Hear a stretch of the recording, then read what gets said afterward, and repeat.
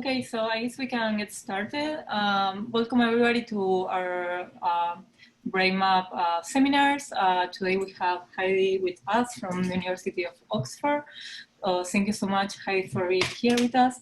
So Heidi Johansen-Berg is a Wellcome Principal Research Fellow and Director of the Wellcome Center for Integrative Neuroimaging, based at FMRIB at the University of Oxford. The WIN aims to exploit the ability and non-invasive neuroimaging to bridge the gap between laboratory neuroscience and human health. Heidi's own research group investigates plasticity and recovery in the sensory motor system with particular focus on white matter plasticity. The group's research uses a variety of neuroimaging and stimulation tools in healthy human volunteers across the lifespan, individuals with brain damage, and rodents. So with that, welcome Heidi again. And so first, I want to say that if you have any question during the talk, just go ahead and ask it, but use the Q&A box that you have there, and we will allow people to post their questions by unmuting you. So with that, yeah, all yours. Hi, thank you. Thanks very much, and thanks again for the invitation to join you guys for this virtual talk. It's a real pleasure to be here. It's one of the sort of unexpected positives of the strange situation we find ourselves in, that these kinds of remote interactions across the globe have become much more common. So I'm really pleased to be able to share this time with you. I'm going to be talking about some studies that my group have done on imaging and stimulating adaptive brain plasticity. And I'll split the talk into three broad sections. So the first one focusing on structural plasticity, particularly with a focus on the white matter. Then show you some work we've done on functional plasticity of body maps using fMRI, and then finally talk about some of our more clinical studies looking at recovery of function after stroke. So for some time, my lab have been interested particularly in white matter structural plasticity, and the sort of thinking behind that is illustrated here, which is that if a system, an organism is changing its behavior through learning, one effective way for that behavioural change to take place is through changes in the structural, the physical characteristics of the white matter. Because if we were to change the physical, the structural characteristics of the white matter, altering things such as the quality of the membrane, the thickness and quality of the myelin sheath around it, the diameter of the axon, or the packing density of individual axons within a bundle, any one of those structural features will have influence on the physiology of that white matter bundle, affecting things such as the speed of transmission, the quality or reliability of transmission, and even across a distributed network, affecting the synchronizations of signals across a distributed network. And those physiological changes in turn could go on to influence behavior. So one way in which we could change behavior is through altering white matter structure. So our first foray into studying this came more than 10 years ago now, when my graduate student Jan Scholz, who's here illustrated juggling, did an experiment on healthy young human adult volunteers to test whether brain structure changes with learning. And in this case, the learning was to learn juggling over a 6-week training period. And these human volunteers were scanned before and after that training using conventional T1 weighted MRI scans as well as diffusion weighted scans. And then we could compare across time to look for areas whose structure changes with training. What we found is illustrated in the brain slice here, where in red you see areas that the voxel-based morphometry analysis identified increases in volume of the grey matter. So what we found was that areas in the medial, occipital and parietal lobes, areas which we know to be important in visuomotor integration, so reaching and grasping to objects in the periphery of visual space, showed an increase with training. But then the novel finding was the blue cluster here, which was that the FA images showed us that in underlying white matter pathways, we saw an increase in FA in association with training. So this was an exciting result because it suggested that the healthy young adult brain the white matter shows structural plasticity as a consequence of learning. So that's interesting, but it raises more questions than it answers, really, and in particular raises the question of what's going on. So those areas where we see a change in FA, what does that reflect? And these questions reflect a sort of general challenge with many structural MR measures, is that they're rarely directly measuring the biological property that we're interested in. Usually they're measuring some indirect marker, some indirect measure that we're sensitive to, but isn't actually the thing that we're interested in. So in the case of fractional anisotropy, or FA, for instance, if we see an increase in FA, as illustrated here in this schematic going from the top to the bottom, an increase in FA, as we observed in this experiment, could reflect a whole range of different underlying scenarios at the cellular level. And just some of those are illustrated in sort of cartoon form here. So it could reflect an increase in the packing density of the axons, a decrease in the diameter of the axons, an increase in the coherence or sort of geometrical organization of the fibers, or it could reflect changes in the myelin. And these are the things that we've been particularly interested in. It could reflect formation of new myelin on previously unmyelinated axons, or it could reflect thickening of myelin on previously myelinated axons. So any one of these things, or combinations of these things, could give rise to an increase in FA. We were particularly interested in the possibility of activity-dependent myelin plasticity, because at the time at which we made this observation using DTI, the sort of myelin biologists, the cellular and molecular myelin biologists, were accumulating more and more evidence for the phenomenon of activity-dependent myelination. So pathways and processes by which activity signals, electrical signals along an axon, could influence the oligodendrocytes in such a way that myelin plasticity could occur in response to activity. So this very basic phenomenon was being described in vitro in many of those early studies. And so we were curious as to whether this phenomenon of activity-dependent myelination could explain any of the results that we were seeing with this much more indirect measure, non-invasive measures that we could get from MRI.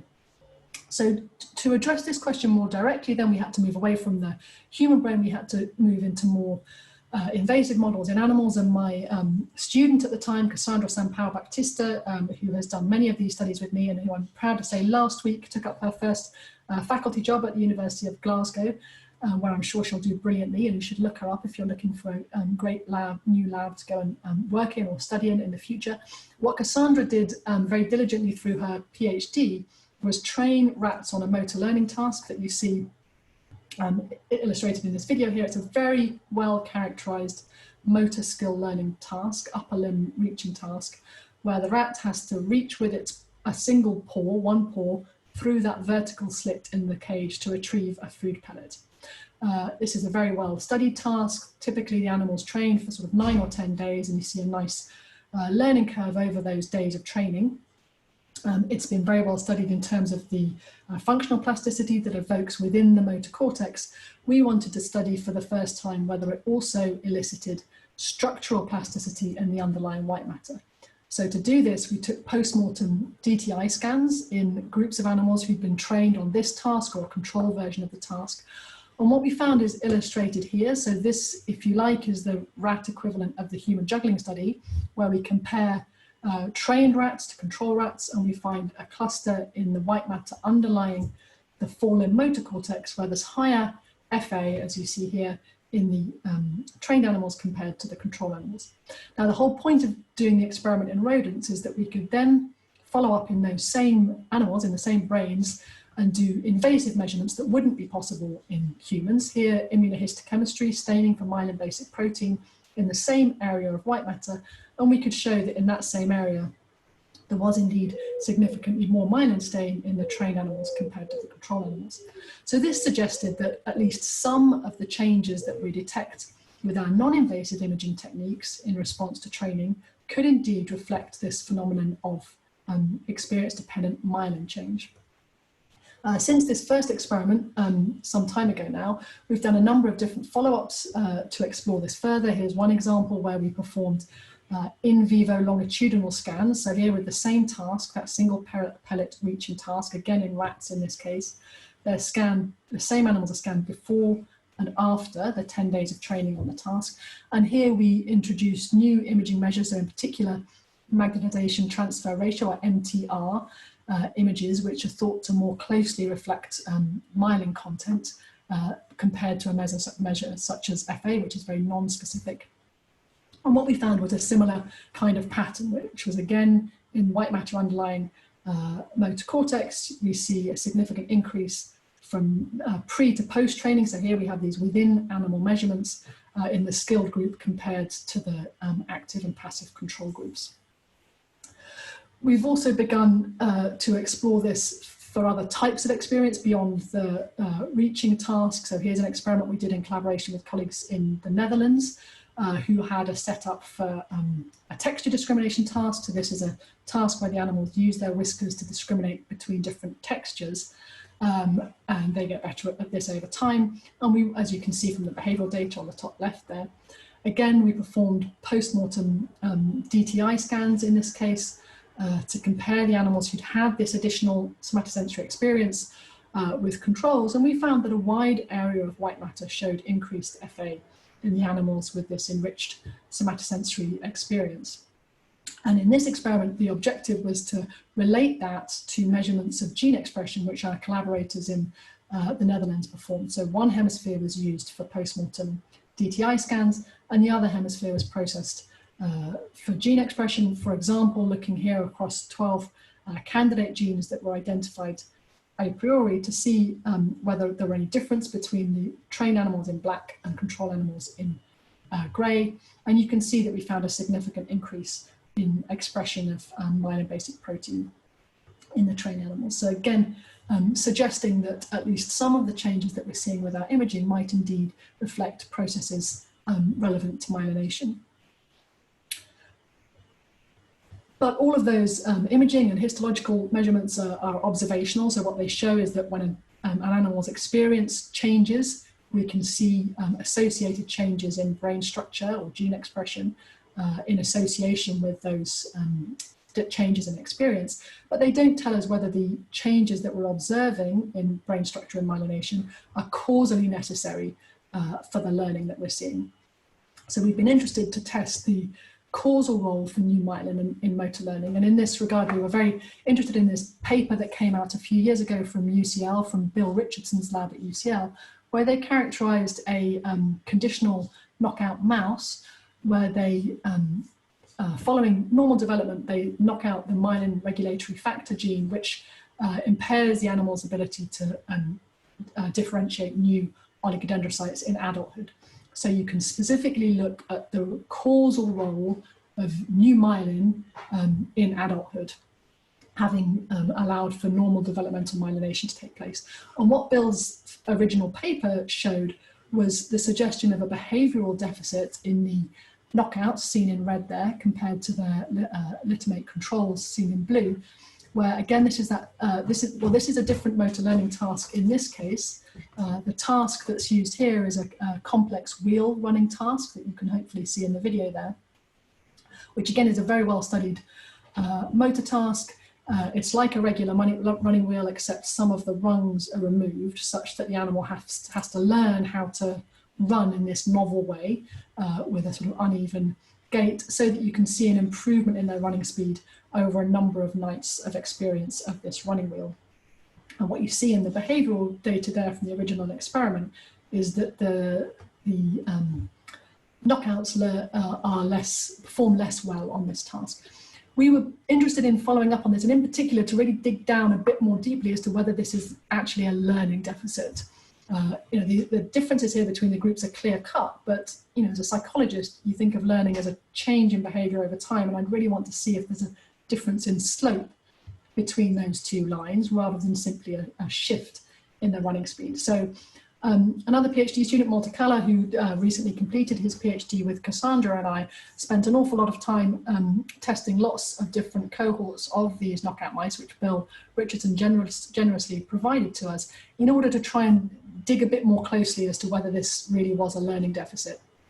So he was able, after lots of testing, to replicate this genotype effect, and importantly, for us at least, to confirm that there was indeed a day by genotype interaction. So it's not just a shift in running speed, it really is a change in the slope of improvements in speed over days.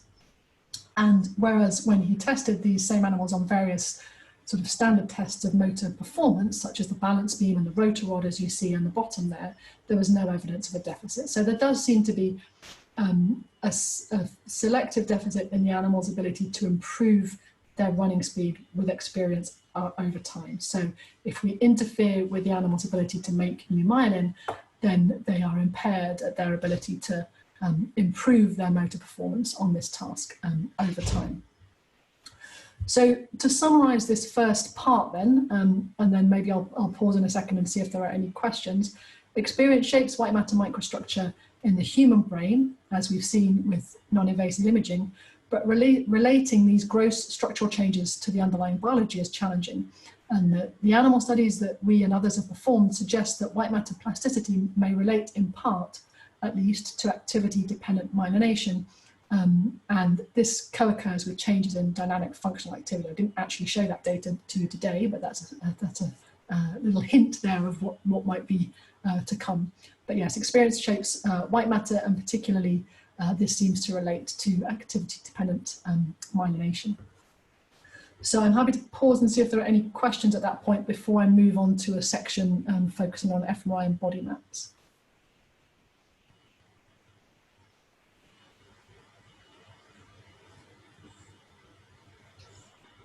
Yes, so apparently there are no questions. So again, if anybody has any question at any point, please use the questions and answer box. Okay, great, that's fine. So we'll move straight on to some fMRI studies now that I want to share with you, where we've used fMRI to study plasticity of body maps. So, and the work that I'm going to share with you is work that was done by James Kolosinski when he was a PhD student in the lab, and James now has his own lab in a position in Cardiff University in the UK, following and is continuing to study plasticity and questions relating to body representation. And when James arrived to do his PhD, we'd recently installed our 7T MRI scanner, and so we were looking for ways to try to exploit its capacities, and one of which, as you will know even better than me, is for high resolution fMRI imaging. So we chose to exploit this to look at maps of individual digits in the somatosensory cortex of the human brain at fairly high resolution. And so James optimized a nice, very simple, fairly quick paradigm to do this, phase encoding paradigm, in which subjects moved the fingers of their hand in just a repeating 1, 2, 3, 4 sequence, as you see illustrated down there on the bottom left. And this produces a traveling wave of functional activity that moves up the central sulcus. And so you can then use a winner-take-all approach to identify voxels in that strip whose activity corresponds to the movement of the different fingers. And when you do that, these very nice clusters emerge, like you see here, such that we see this nice organized topographical representation of those 4 digits organized along the along that sensory motor strip from 2, 3, 4, 5 going up the sensory motor strip.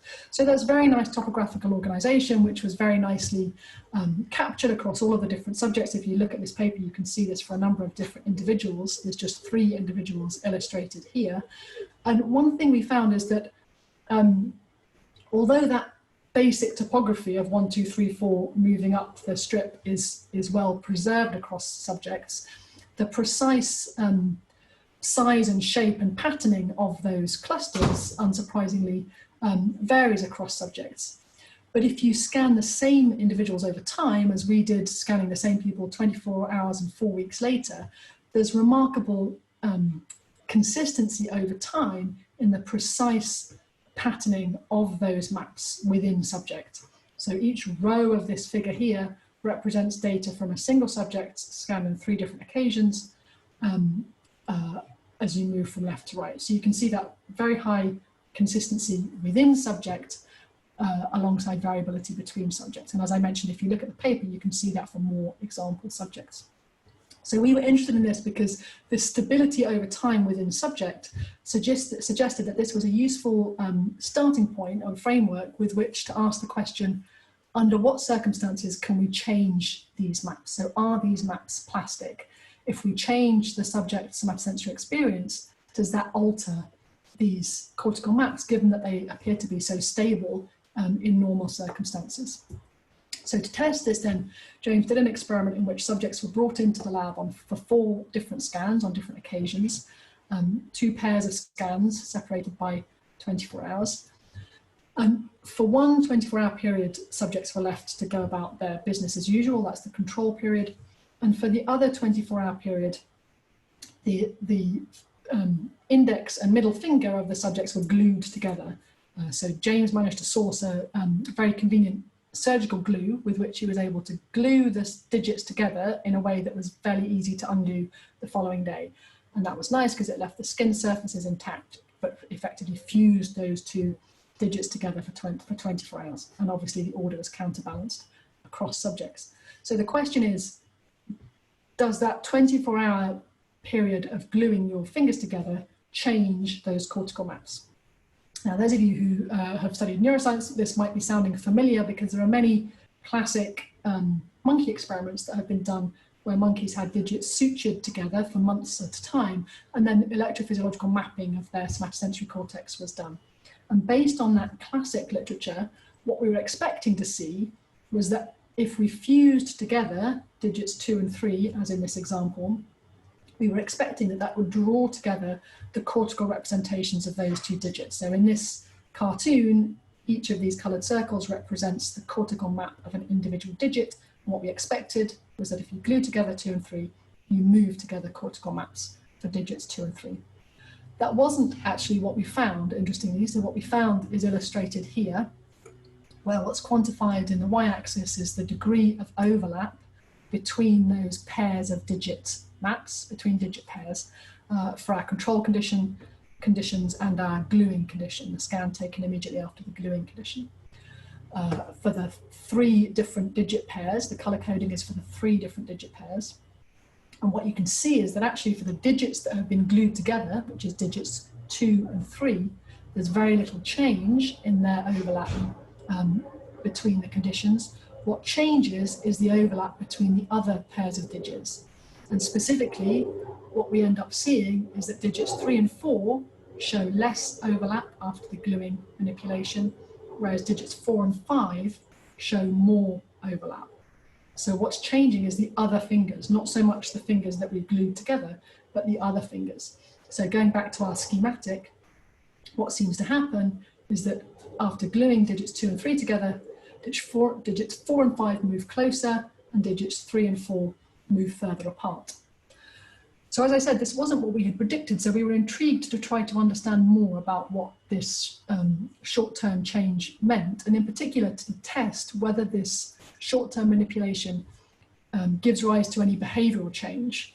We reasoned that if this is what is happening cortically, then that pattern of change allows us to make some quite specific behavioural predictions about what should happen behaviourally. So, for example, we would predict that for the digit pairs that are showing increased cortical overlap after the gluing, 4 and 5, subjects should get worse at differentiating tactile inputs to those digits. Whereas for the digit pairs that show greater separation, so decreased cortical overlap after gluing, subjects might get better at discriminating tactile inputs to those digits because there's less confusion between the cortical signals, if you like.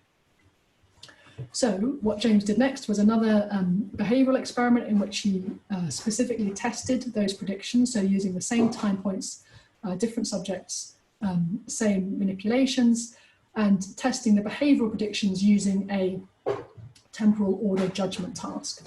So with this task, subjects receive tactile stimuli to pairs of digits, and they have to report which digit was stimulated first. And you can do that over a number of different temporal intervals, and then you can fit a nice psychophysical curve which tells you how good subjects are at differentiating tactile inputs to different digit pairs.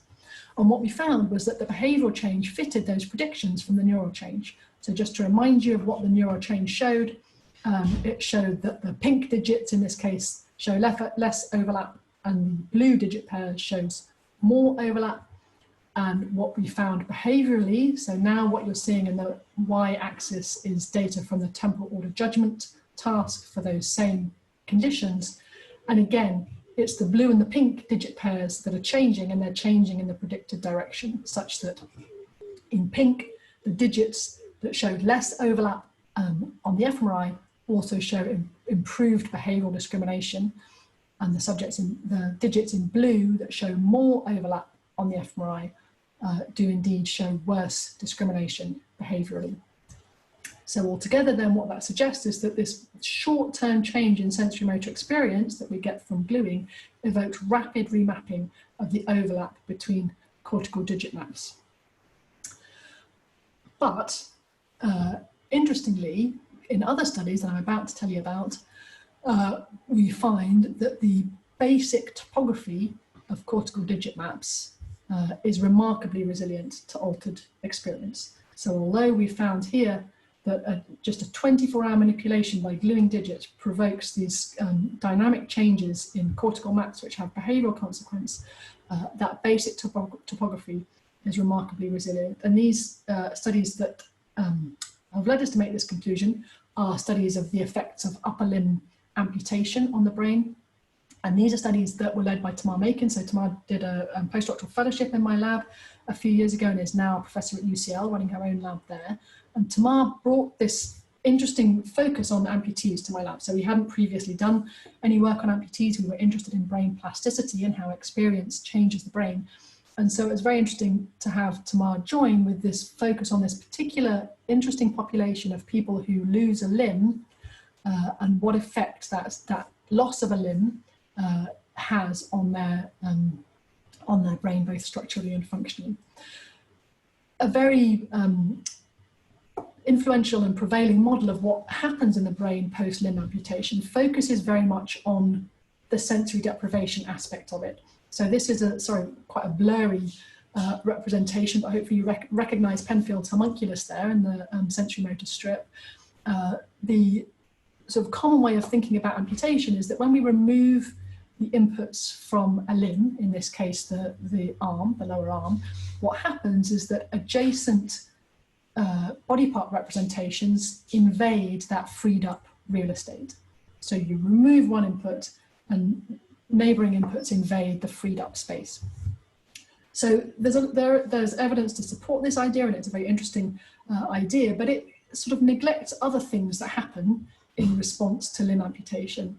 So in particular, many individuals who acquire a limb amputation beyond infancy have a very strong sensation of a phantom limb. So they feel their limb feels just as present as it ever did. They can feel it. They can voluntarily move this phantom limb, even though the limb is no longer there. So given that, we were very interested in what the cortical representation of that phantom limb looks like. So to access that, then we had people come into the fMRI scanner and they were asked to move their phantom while they were in the fMRI scanner.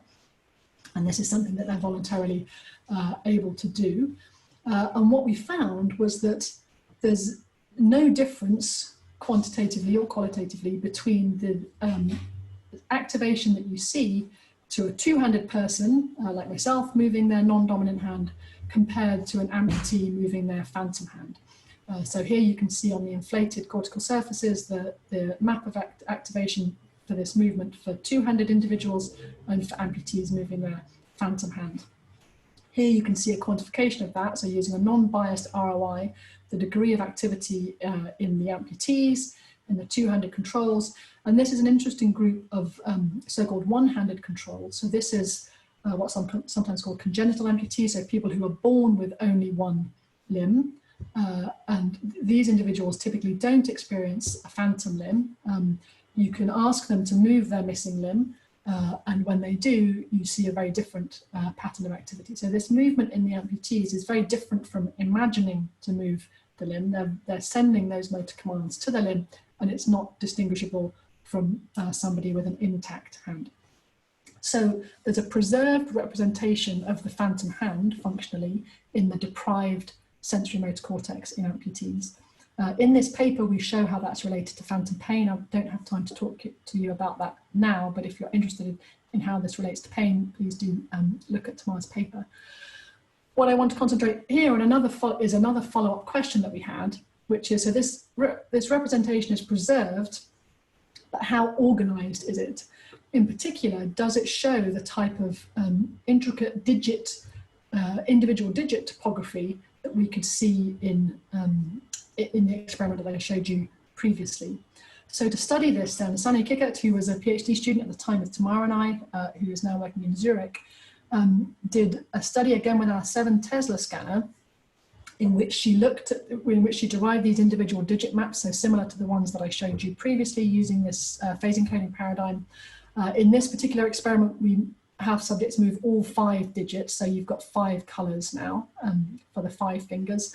But you can see in these 2 example controls, and there's more in the paper, that we get that same basic topography of the digits moving up the sensory motor strip.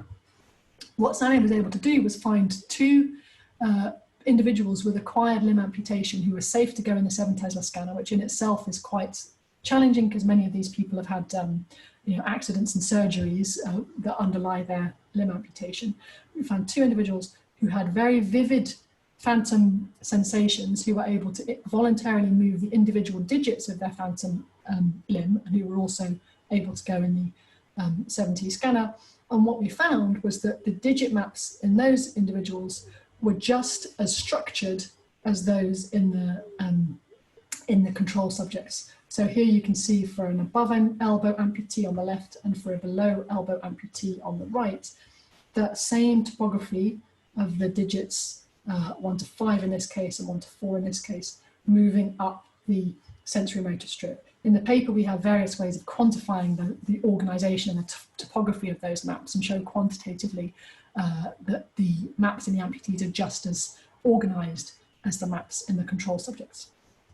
So to sum up this part then, we've shown through the gluing study that short-term changes in sensory motor experience rapidly alter cortical maps, and that has behavioral consequences. However, the amputee work shows that basic topographical organization is very much hardwired, is remarkably resilient to really very dramatic changes in experience, such as you see with loss of a limb. Okay, so if there are no questions at this stage, I'll just slow down a bit in case there are. I don't think, oh, there is a question there. So give me a second. Oh, actually, I can see it. It's popped up. So I unmute you, Sean, if you wanna ask your question. Oh, I didn't know I could talk. You can hear me? Yep. Okay, thank you. So yeah, I'm not an expert at all, but I've listened to a lot of talks on musicians' dystonia, where they, because of the repetitive motion, their functional mapping actually fuses together, and then the treatment for them is to try to immobilize one of their digits and force them to retrain their instrument playing in order to go back to a more normal reorganization. Mm-hmm.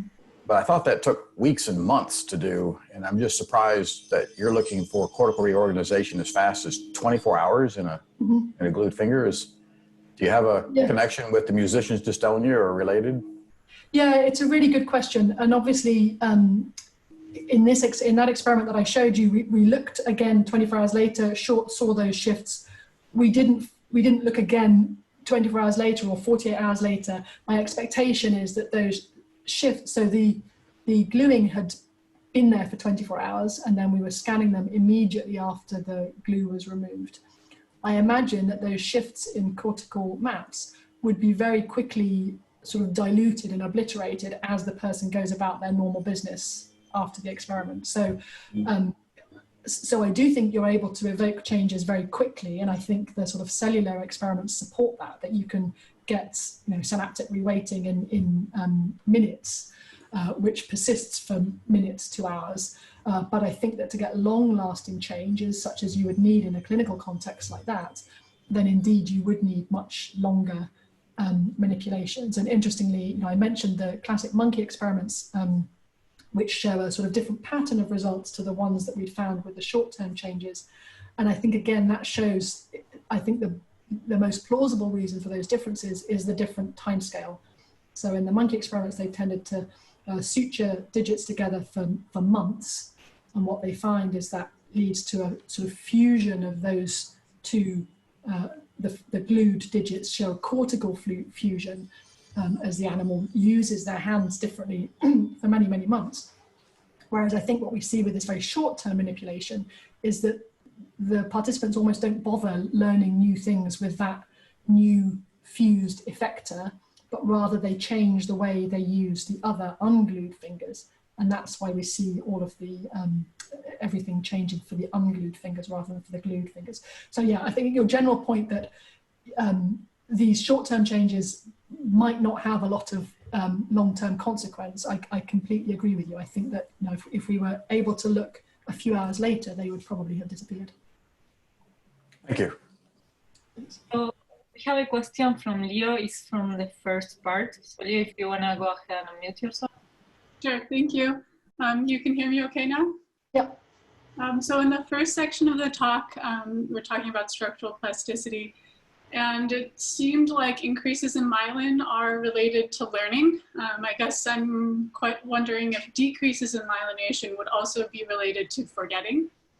Yeah, so it's a really good question. It's a really interesting question. There's very, very little, so the vast majority of the literature on experience-dependent myelination just looks at the former. So it just looks at, if you increase activity along an axon, do you increase the myelination of that axon? And a lot of evidence supports that you do.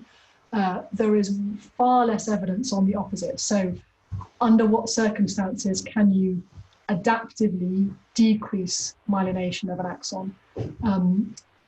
Most plasticity, or all plasticity mechanisms that I'm aware of, think of LTP, LTD, they're bidirectional.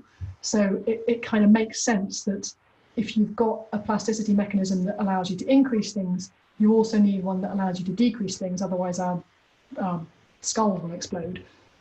So it sort of makes sense that you've got some kind of homeostasis, but so I think it's theoretically a very attractive idea that there should be a mechanism by which hypoactivity, so reduced activity or forgetting, if you like, is associated with decreases in myelination, but there's not really evidence for that yet. But it's a good question.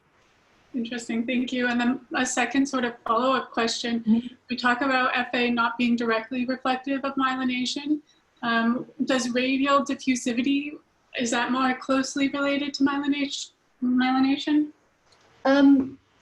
Not really, in my view. So I know that there are lots of studies that present radial diffusivity as more of a myelin measure. So it is true that if you manipulate myelin in an experimental model, then that manipulation of myelin will change radial diffusivity rather than axial diffusivity.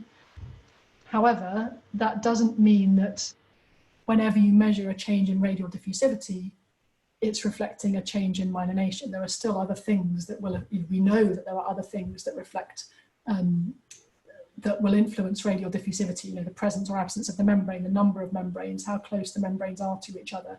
So I don't think looking at radial diffusivity solves the problem.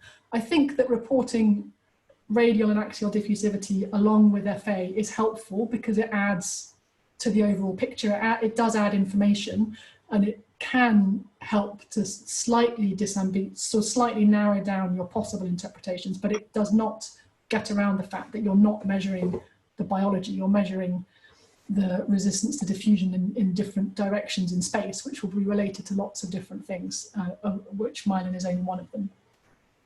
Okay, thank you. Thanks. Okay, so moving on to part 3, this is the sort of more clinical part of the talk, which is, so in my lab, we've always been interested, from the beginning, we've been interested in recovery of motor function after stroke. So in fact, all of our interest in learning and plasticity stems from the idea that if we can understand better, if we can understand plasticity and learning better, can we apply that learning to the challenge of rehabilitation of motor function after stroke? One of the areas that we've worked on a lot in this space is non-invasive brain stimulation. So I'm just going to briefly sum up a lot of work in this slide in case people are interested in. So with my colleague Charlotte Stagg, who's here modelling the TDCS kit, who I've worked with for a number of years. So she started off as a PhD student with me, and she's now a professor in Oxford running her own group, particularly interested in sort of physiology and neurochemistry of plasticity. In Charlie's PhD and postdoc, we spent a lot of time studying transcranial direct current stimulation, TDCS, which is a form of non-invasive brain stimulation, which is interesting in this context because there is evidence that it facilitates plasticity and learning. So, you know, as I mentioned, we believe that there's value in applying what we understand about learning and plasticity in the healthy brain to better understand rehabilitation, because rehabilitation involves processes of learning and plasticity, or relearning and brain plasticity. So anodal TDCS is a very low-tech brain stimulation method that you are probably familiar with. You pass a very low direct current through the scalp, which has the effect of altering the excitability of the underlying cortex. So if you position your electrode over the motor cortex, if you position your anode over the motor cortex, then it's pretty well described that that has a facilitatory effect. So it increases the excitability of the motor cortex. So there's lots of basic physiology studies that have demonstrated that. And a number of studies, including some of ours, which are referenced here, which Charlie has done, which look at this specifically in the context of plasticity and learning. So what she showed is that with that anodal TDCS to the motor cortex, we see a reduction in GABA within the motor cortex, measured using MR spectroscopy. That's relevant because we know that disinhibition or reduction in GABA facilitates plasticity. We've also shown that that type of stimulation, if we measure its effects using fMRI, it increases the functional activity of the stimulated area. And through behavioural studies in healthy people, we've shown that it speeds up motor learning. So what that seems to suggest is that the stimulation puts the cortex in a state that's receptive to learning. So increases excitability, decreases GABA, appears to lower the threshold for excitatory plasticity, which then gives rise to accelerated learning.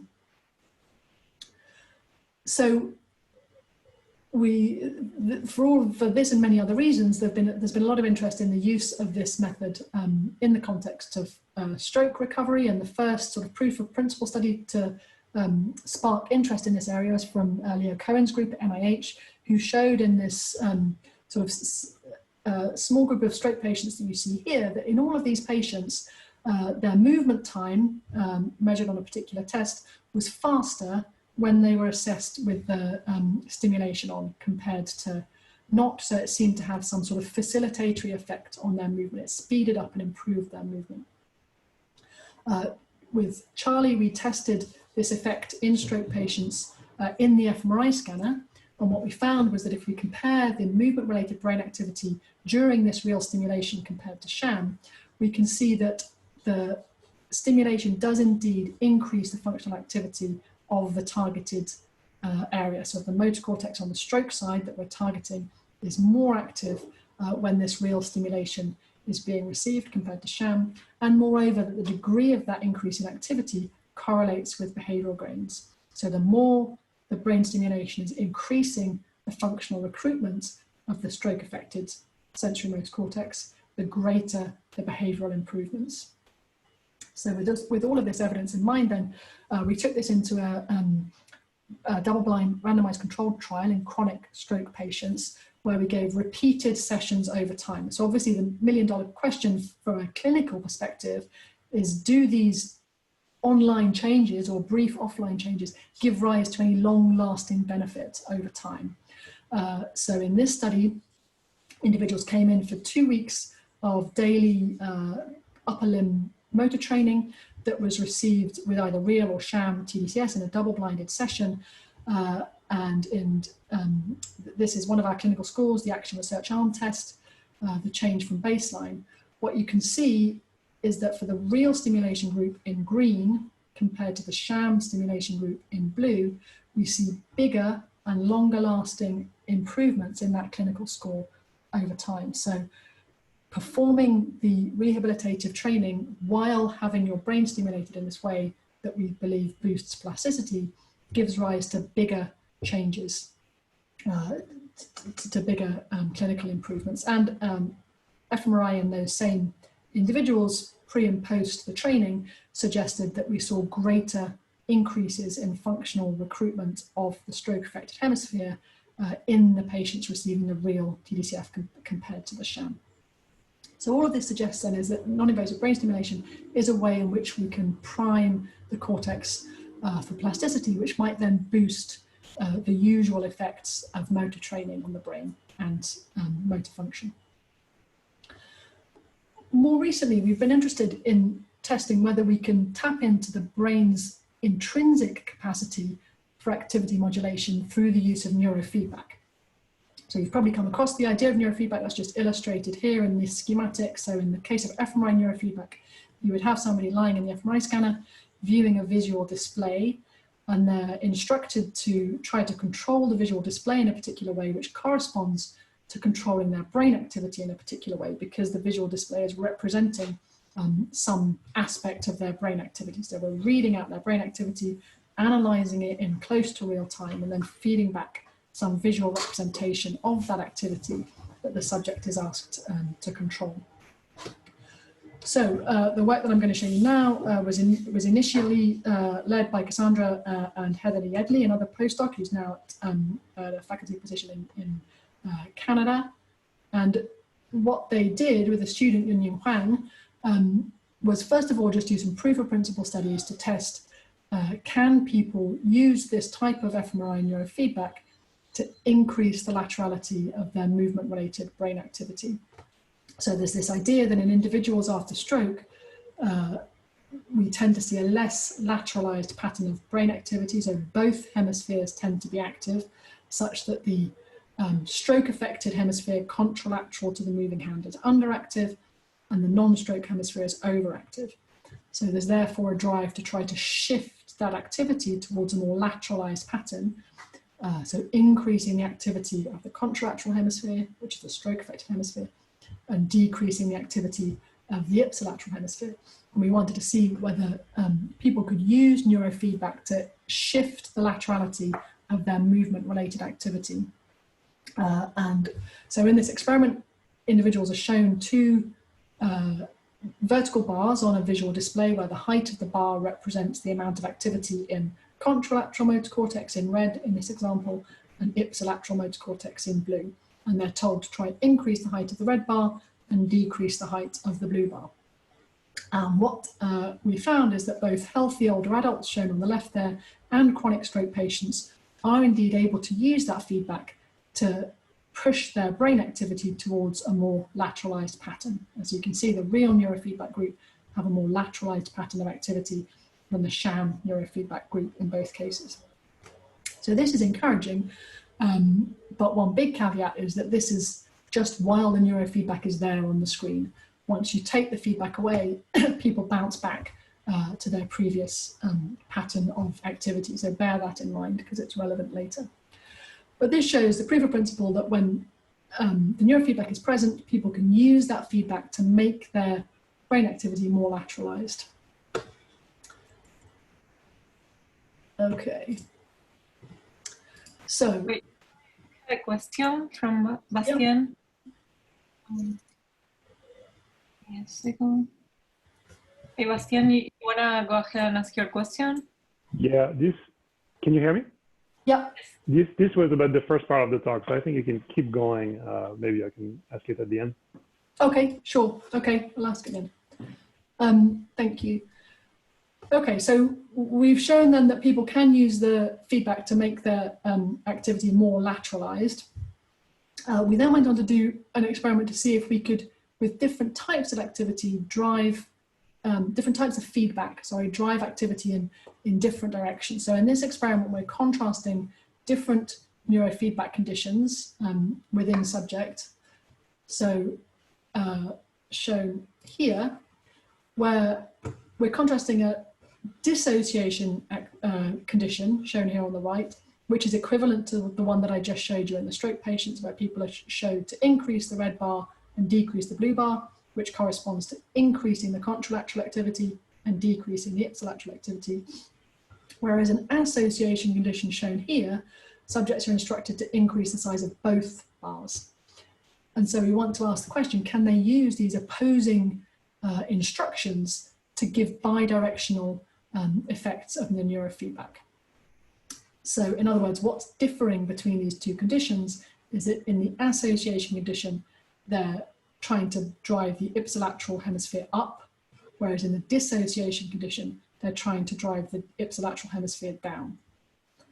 And what we find when we look at the fMRI data first is that they are indeed able to use that feedback to drive the ipsilateral hemisphere in those opposing directions. So as you can see in the white bars, they're driving that hemisphere up in the association condition, and they're driving that hemisphere down in the dissociation condition.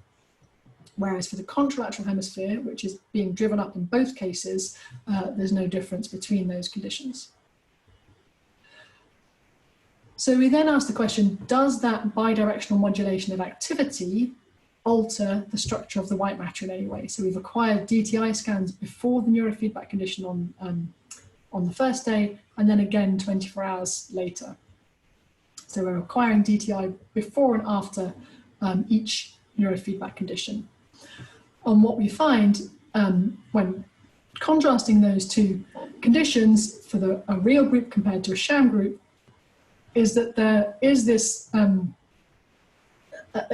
interesting interaction that emerges from that whole brain analysis, such that here in the corpus callosum, we find a cluster where there's a significant change in the neurofeedback group, which is absent in the sham group.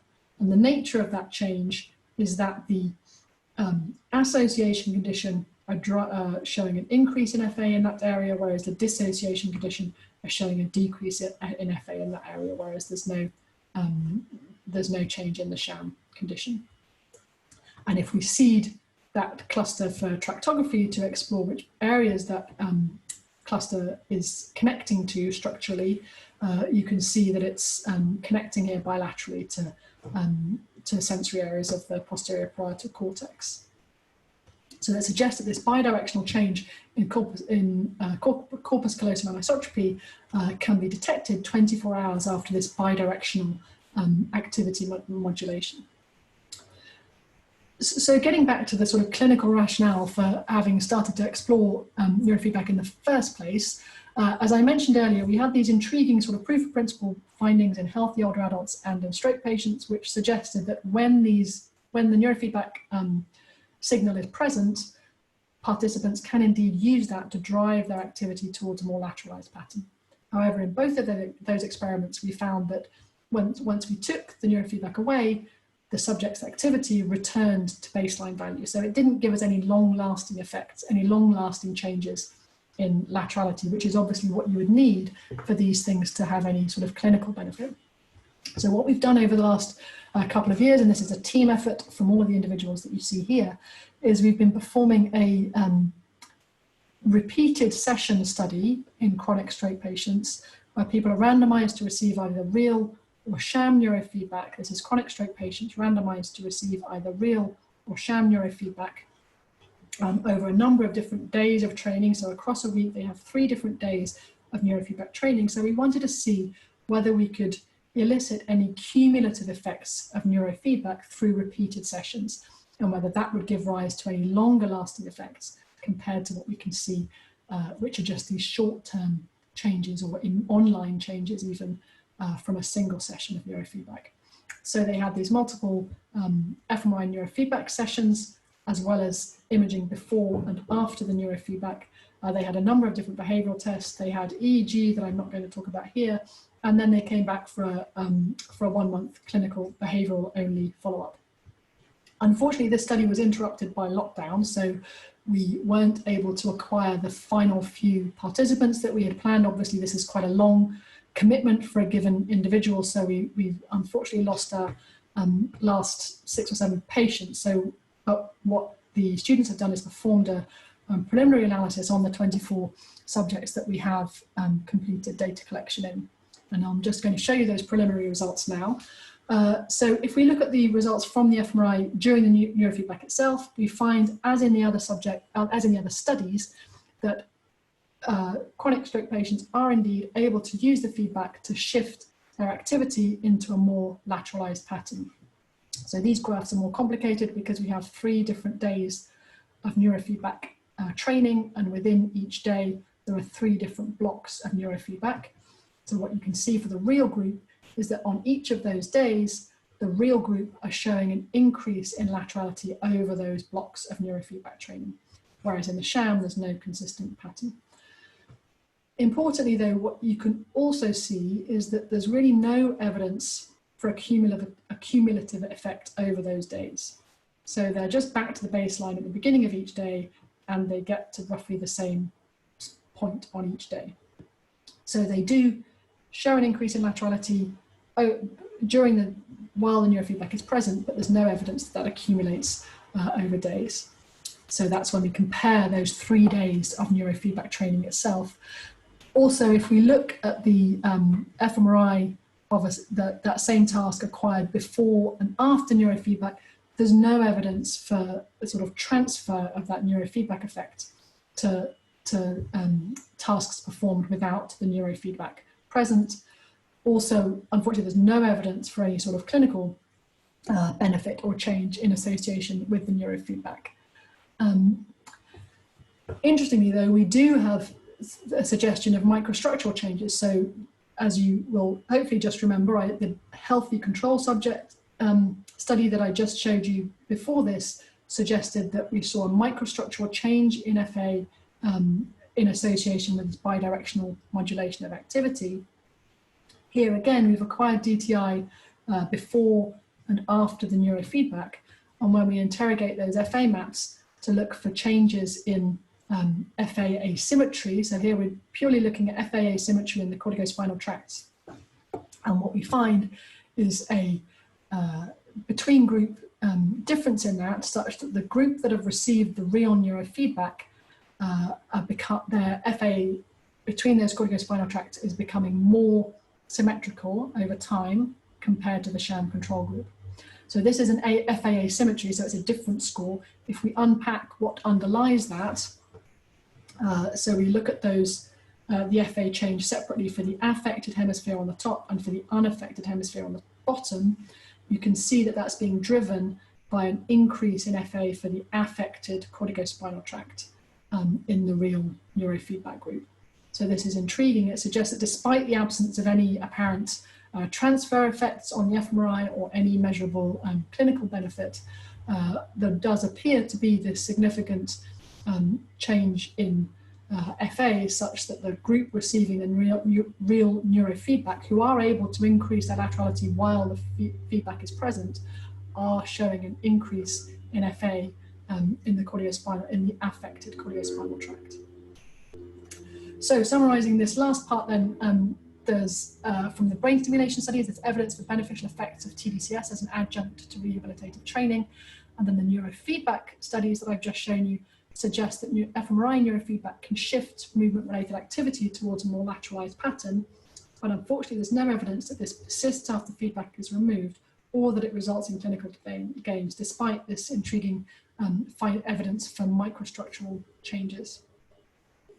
So as an overall summary then, experience shapes the structure and function of the human brain. Relating imaging changes to the underlying biological events is challenging though, and animal experiments can help in that regard. And understanding plasticity can help in the design of new rehabilitation treatments. So I'd finally just like to thank all of the colleagues and collaborators who've contributed to the work that I have shared with you today, and to thank my funders, and thanks very much for your attention, and I'm very happy to take any more questions.